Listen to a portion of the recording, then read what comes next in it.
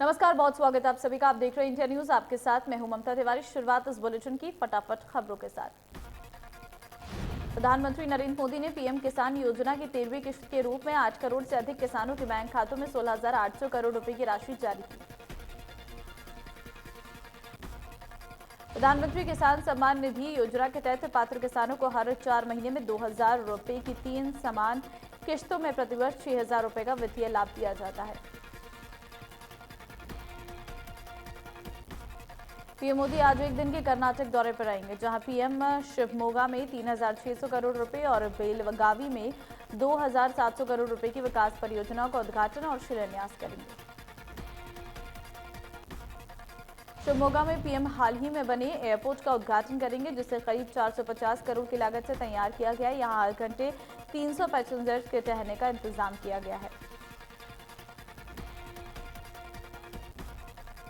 दिल्ली शराब नीति केस में रविवार को गिरफ्तार किए गए दिल्ली की डिप्टी सीएम मनीष सिसोदिया को सीबीआई आज कोर्ट में पेश करेगी। सीबीआई ने रविवार को सिसोदिया से 8 घंटे पूछताछ की थी।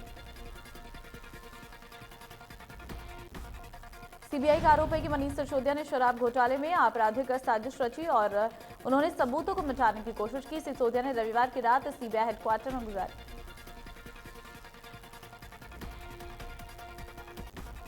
आम आदमी पार्टी ने सिसोदिया की गिरफ्तारी के खिलाफ देश भर में प्रदर्शन करने का ऐलान किया है। आप नेता और कार्यकर्ता दिल्ली में बीजेपी दफ्तर पर भी विरोध प्रदर्शन करेंगे। आम आदमी पार्टी के दफ्तर पर भारी पुलिस बल को तैनात किया गया है। आम आदमी पार्टी के कार्यकर्ता और नेता मनीष सिसोदिया की गिरफ्तारी के खिलाफ प्रदर्शन के लिए आप दफ्तर में जुटेंगे। मेघालय और नागालैंड में विधानसभा चुनाव के लिए सुबह 7 बजे से मतदान जारी है। मेघालय की 60 और नागालैंड में 59 विधानसभा सीटों के लिए मतदान। चुनाव के नतीजे 2 मार्च को आएंगे। नागालैंड में 60 सीटें हैं, लेकिन एक सीट से कांग्रेस प्रत्याशी के नाम वापस लेने के बाद 59 सीटों पर ही वोटिंग हो रही है।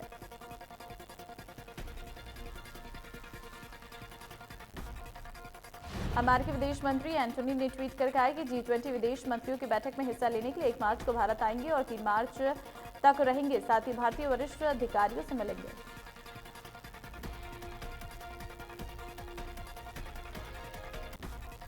ई टेंडरिंग पर सरपंचों को बनाने की तैयारी। हरियाणा निवास पर सरकार और सरपंचों की बैठक, नाराजगी दूर करने की कोशिश।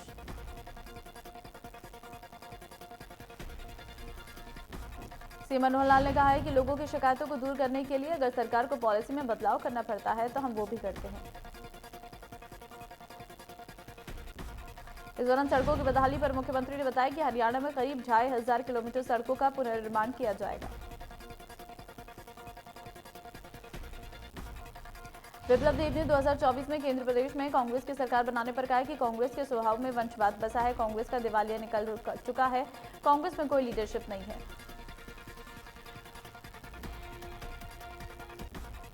हरियाणा विद्यालय शिक्षा बोर्ड द्वारा वर्ष 2023 में होने वाली वार्षिक परीक्षाएं 10वीं और 12वीं के कुल 5,59,768 छात्र परीक्षा देंगे। बोर्ड के चेयरमैन डॉक्टर वीपी यादव और बोर्ड के सचिव कृष्ण कुमार ने बताया है कि 10वीं और 12वीं की परीक्षाएं 27 फरवरी से 24 मार्च तक आयोजित होंगी। ओपन और रेगुलर के परीक्षार्थियों को मिलाकर 6,32,978 परीक्षार्थी ये परीक्षा देंगे। गुरुग्राम के गांव कारोला में सांसद कार्तिकेय शर्मा के लिए सम्मान समारोह का आयोजन किया गया। कार्यक्रम में पहुंचने पर सांसद कार्तिकेय शर्मा का भव्य स्वागत किया गया।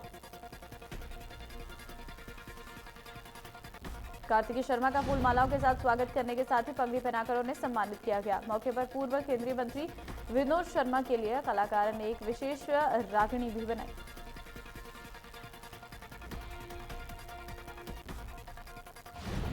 कार्तिकेय शर्मा ने कहा कि हमें सबसे पहले माता पिता की सेवा करनी चाहिए। उन्होंने कहा कि मैं भी अपने पिता से प्रभावित होकर ही राजनीति में आया हूं और पंडित विनोद शर्मा जी के पद चिन्हों पर चल रहा हूं।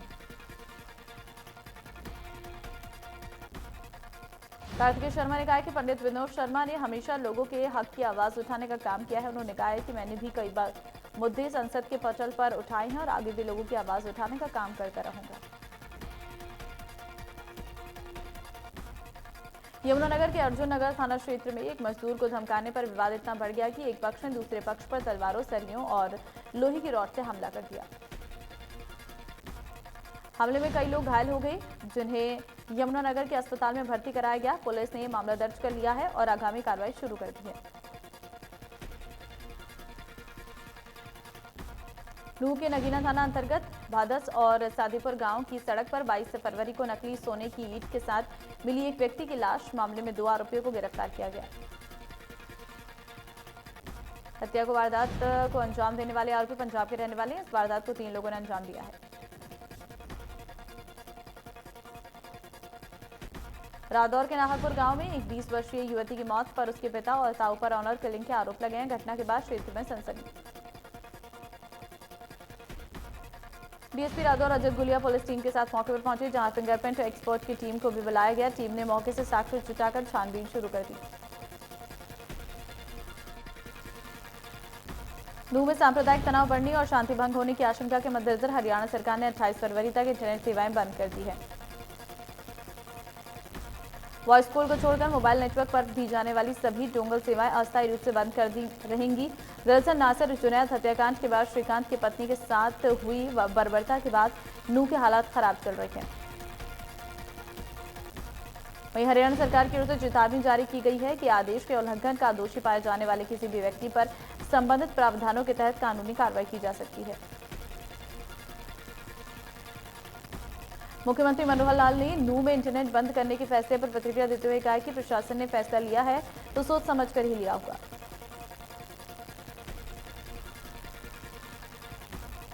भिवानी लोकसभा से सांसद चौधरी धर्मवीर सिंह ने जुनैद हत्याकांड को लेकर कहा है कि इस मामले में अपराधियों को ऐसी सजा मिले जिससे दोबारा इस तरह की हरकत न कर सके। जुनैद हत्याकांड की उन्होंने जमकर निंदा की है। कहा है कि इस मामले में पुलिस की इंक्वायरी चल रही है। दूध का दूध और पानी का पानी किया जाएगा। फरीदाबाद में जेजेपी का जिला स्तरीय कार्यकर्ता सम्मेलन का आयोजन किया गया। सम्मेलन में JJP supremo Ajay Chautala, JJP प्रदेश अध्यक्ष निशांत सिंह एवं अन्य कार्यकर्ताओं ने शिरकत की। अजय चौटाला ने कहा कि सम्मेलन में संगठन को मजबूत बनाने को लेकर चर्चा हुई है। उन्होंने जेजेपी पदाधिकारी और कार्यकर्ताओं को संगठन मजबूत करने के टिप्स दिए।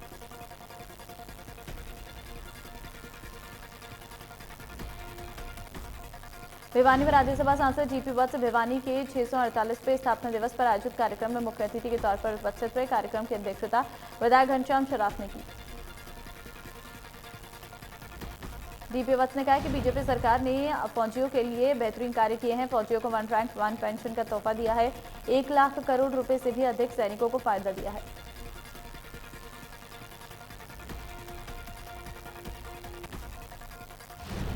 फरीदाबाद में मेडिटेशन से हजारों लोगों को सही राह दिखाने के लिए फरीदाबाद की बेटी धारा बत्रा को पूर्व राष्ट्रपति रामनाथ कोविंद ने समाज कल्याण के लिए चैंपियंस ऑफ चेंज अवार्ड से नवाजा। केंद्रीय मंत्री राव इंद्रजीत सिंह ने चुनाव से पहले दक्षिण हरियाणा में अपने समर्थकों को एकजुट करने में जुट गई हैं। कार्यकर्ताओं से रूबरू करने का जिम्मा राव इंद्रजीत ने अपनी बेटी आरती राव को दिया है। आरती राव ने मणिदुगढ़ के गांव रामबास में कार्यकर्ता सम्मेलन में शामिल हुई। पलवल के होटल में एकीकृत बागवानी विकास केंद्र में 2 दिवसीय बागवानी एक्सपो 2023 कार्यक्रम का आयोजन किया गया। कार्यक्रम का शुभारंभ भूमि सुधार एवं विकास निगम के चेयरमैन जगदीश नायर ने किया। चेयरमैन जगदीश नायर ने कृषि एवं सब्जी नर्सरियों से संबंधित विभिन्न उत्पादों के स्टॉलों का अवलोकन किया। इस एक्सपो में जिले के करीब 600 किसानों ने हिस्सा लिया। हरियाणा केंद्रीय विश्वविद्यालय की स्थापना के 14 वर्ष पूरा होने पर 2 दिवसीय सांस्कृतिक कार्यक्रम स्पंदन का समापन हुआ। कार्यक्रम की अध्यक्षता विश्वविद्यालय के कुलपति प्रोफेसर टंकेश्वर कुमार ने की। कार्यक्रम के मुख्य अतिथि केंद्रीय मंत्री कौशल किशोर ने अपने संबोधन में पाकिस्तान की दुर्दशा और भारत की प्रगति का उल्लेख करते हुए भारतीय शिक्षा व्यवस्था की जमकर तारीफ की। नारनौल की दादा देवराज धर्मशाला में अखिल भारतीय जाट आरक्षण संघर्ष समिति की बैठक हुई, जिसमें राष्ट्रीय अध्यक्ष प्रताप सिंह दहिया और प्रदेश अध्यक्ष गंगाराम श्योराण ने शिरकत की। मीटिंग में जाट आरक्षण की मांग को लेकर चर्चा की गई और वक्ताओं ने कहा है कि जाट आरक्षण को लेकर जन जागरण अभियान चलाया जाएगा।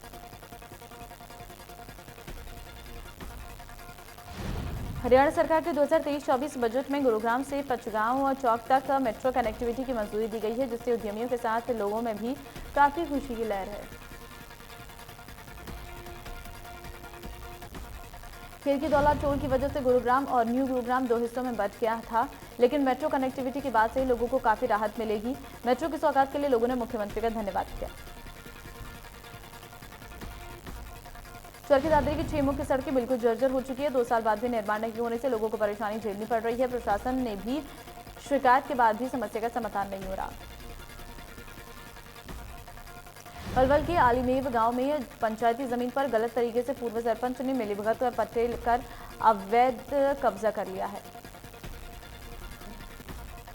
वहीं थाना पुलिस ने बीडीपीओ की शिकायत पर पूर्व सरपंच सहित गांव के 5 के खिलाफ धोखाधड़ी सहित कई धाराओं में केस दर्ज किया है। रेवाड़ी में सोसाइटी के पूर्व प्रधान पर प्लॉट आवंटन गबन के गंभीर आरोप लगे हैं। प्रधान और सोसाइटी के लोगों ने पूर्व प्रधान पर अपनों को सोसाइटी के 8 प्लॉट देने की आरोप लगाए हैं। मामले की जांच के लिए सोसाइटी रजिस्ट्रार दफ्तर के 2 अधिकारियों को नियुक्त किया गया था, लेकिन दोनों अधिकारी सोसाइटी मीटिंग से नदारद रही। पूर्व प्रधान ने सभी आरोपों को खारिज कर अधिकारियों पर रिश्वत बांटने के आरोप लगाए। फरीदाबाद के एंटी करप्शन ब्यूरो ने कार्रवाई करते हुए एक महिला कांस्टेबल को 10,000 की रिश्वत लेते रंगे हाथों गिरफ्तार किया है। फोन पर 15 मिनट पर मांगी थी रिश्वत। महिला कांस्टेबल फरीदाबाद की नीमचा जेल में तैनात थी। फिलहाल महिला पुलिसकर्मी का मेडिकल करवाकर कोर्ट में पेश किया जाएगा। तादौर क्षेत्र के गांव नाहरपुर में एक 20 वर्षीय युवती की मौत में उसके पिता और ताऊ का पर ऑनर किलिंग के आरोप लगे हैं। घटना के बाद क्षेत्र में सनसनी फैल गई। सूचना मिलने पर जीएसपी रजत गुलिया और पुलिस टीम के साथ पहुंचे। फिंगरप्रिंट एक्सपर्ट की टीम को बुलाकर छानबीन शुरू कर दी। पुलिस ने मृतक युवती के मामा की शिकायत पर पिता व ताऊ के खिलाफ हत्या का मामला दर्ज किया। नूह में उजीना गांव के पास ट्रैक्टर चालक ने बाइक सवार को पीछे से टक्कर मार दी। हादसे में बाइक चालक का पैर टूट गया।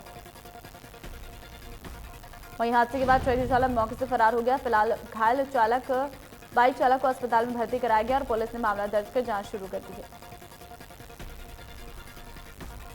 हाउसिंग बोर्ड कॉलोनी पलवल में बीती रात खाना खाने के बाद घर के पास टहल रही 2 महिलाओं में से एक महिला के गले से सोने की चेन छीनकर स्नेचर फरार हो गए। मुकदमा दर्ज कर जांच में जुटी पुलिस। कनीना उपमंडल के गांव भागोत में स्थित बागेश्वर धाम में चोरों ने ताला तोड़कर मंदिर में शिवलिंग के चारों तरफ लगाई चांदी की परत चुरा ले गए। शिकायत के आधार पर पुलिस कार्रवाई में जुटी। हिसार में पटेल नगर स्थित एक ज्वेलर्स पर 2 बदमाशों ने फायरिंग कर दी। दरअसल बदमाशों ने ज्वेलर्स से 50 लाख रुपए की फिरौती मांगी, जिसका विरोध करने पर बदमाशों ने फायरिंग की। बदमाशों ने वारदात को अंजाम देने के बाद बालसमुंद क्षेत्र के एक पेट्रोल पंप से 1,000 रुपए का बाइक में तेल डलवाया, बिना पैसे दिए वहां से निकल गए। अंबाला में चोरों का आतंक बढ़ रहा है, जहां चोर गाड़ियों से आए दिन लाखों रुपए का सामान चोरी कर रहे हैं। कैंटर में आए चोर पेट्रोल पंप पर खड़े कंटेनर से 102 इन्वर्टर और 23 बैटरी चोरी कर फरार हो गए। फतेहाबाद में बैंक में पैसा जमा करवाने आई व्यक्ति की जेब से 40,000 की नकदी चोरी हो गई। 2 महिलाओं ने बैंक के अंदर चोरी की वारदात को अंजाम दिया।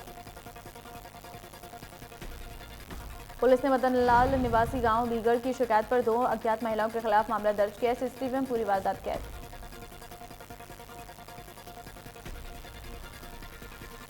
पलवल में हुडल की सीआईए पुलिस ने गांव मित्रौला के नेशनल हाईवे 19 पर फ्लाईओवर के पास भारी मात्रा में गांजा पत्ती सहित 2 युवकों को गिरफ्तार किया। पुलिस ने पकड़े गए आरोपी के कब्जे से 49 किलो 90 ग्राम गांजा बरामद किया है, जिसकी कीमत लाखों रुपए बताई जा रही है। सोनीपत के ठरू गांव में एक गाय खेत में जा घुसी। इस दौरान गाय की हत्या कर दी गई, जिसके बाद पुलिस ने आरोपी को गिरफ्तार कर लिया।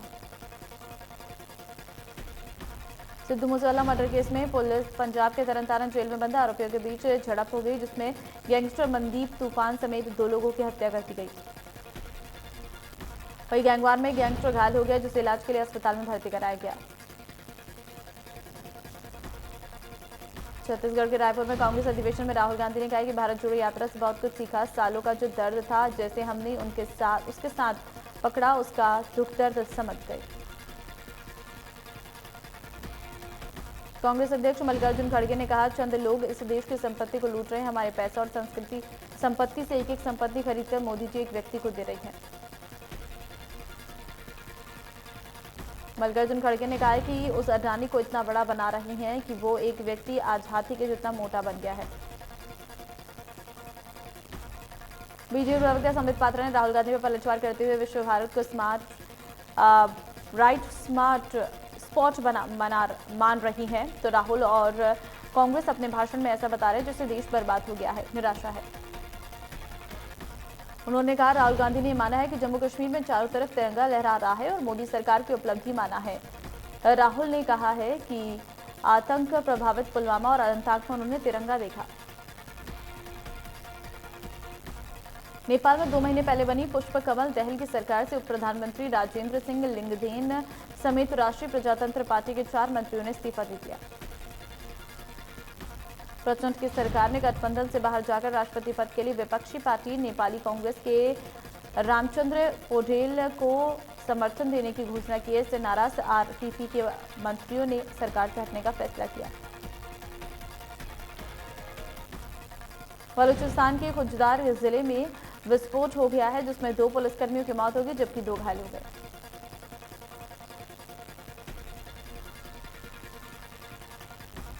उत्तर कोरिया में खाद्य संकट गहराता जा रहा है। कोरोना महामारी के बाद से यहां तेजी से भोजन की कमी हो रही है। कुछ रिपोर्टों में कहा गया है कि उत्तर कोरियाई क्षेत्र में एक बड़ी आबादी भूखमरी का शिकार हो रही है।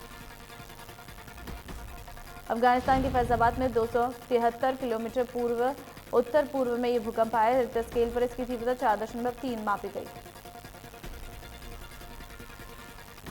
पापुआ न्यू गिनी के न्यू ब्रिटेन क्षेत्र में भी धरती हिलने से लोग घबरा गए हैं। यूएस जियोलॉजिकल सर्वे के अधिकारियों ने बताया कि भूकंप की तीव्रता 6.5 मापी गई। श्रीलंका का विदेशी मुद्रा भंडार $500 मिलियन गिर गया है। श्रीलंकाई रुपया पिछले 1 साल में 45% गिरा है।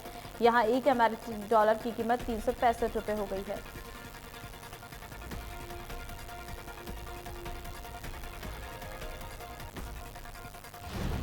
पाकिस्तान की पहली ट्रांसजेंडर न्यूज एंकर मारविया मलिक पर जानलेवा हमला हुआ है। हमले में बाल बाल बची जान। फार्मेसी से लौटते समय 2 हमलावरों ने एंकर पर चलाई गोलियां।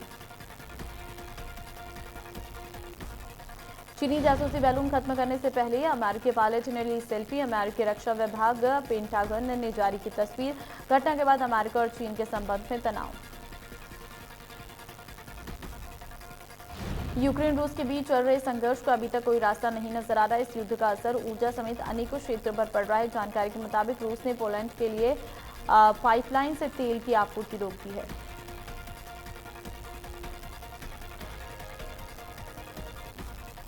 पाकिस्तान पूर्व क्रिकेटर कमरान अकमल ने ईशांत शर्मा पर लगी गोली पर गाली देने का आरोप लगाया है।